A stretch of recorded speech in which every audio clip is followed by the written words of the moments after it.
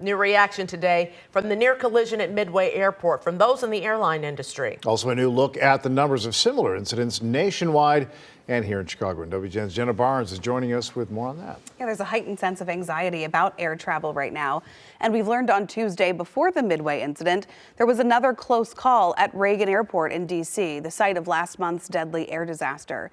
Tuesday, an American Airlines plane had to discontinue its landing, performing what's called a go-around to avoid getting too close to another plane that was departing from the same runway. Despite these incidents, data show close calls aren't on the rise. Runway 31 center. It's video that's captured attention around the country after a series of national aviation disasters, the pilots of this Southwest Airlines passenger plane averting another one in the final seconds of their landing.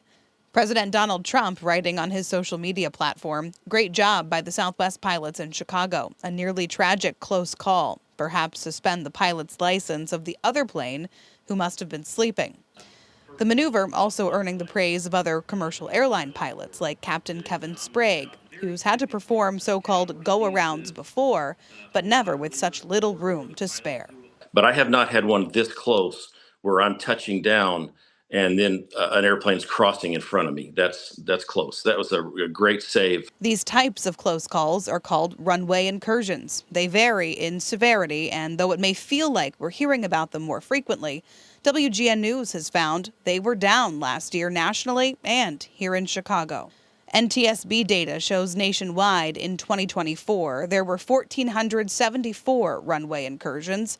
That's down 17% from 1,777 incidents in 2023.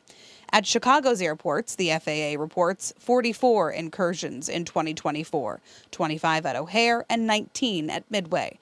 That's down 12% from 50 incursions in 2023, 26 at O'Hare and 24 at Midway. 2504, roger that, maintain 3000. As for Tuesday's near miss at Midway, industry experts point to confusion heard on radio traffic between that private flex jet and air traffic control. Controllers instructed the pilot to hold short of the runway, not cross into it. Flex jet 560, turn left on runway 4 left, cross runway 31 left, and hold short of runway 31 center. The incident is a teachable moment for more than 800 aviation students at Lewis University. And kind of showing them, hey, this is the level that you're going to be at someday. But this is why it's so important that you read those instructions back correctly. And if there's any doubt in your mind on what you're supposed to do, you need to ask for clarification. The FAA and the NTSB are both investigating the Midway incident. The NTSB preliminarily has said that private jet pilot who didn't follow the air traffic controller's directions is likely responsible. The question the investigations are seeking to answer is why, what may have been going on in the cockpit at the time for that mistake to happen. Thank you, Jenna.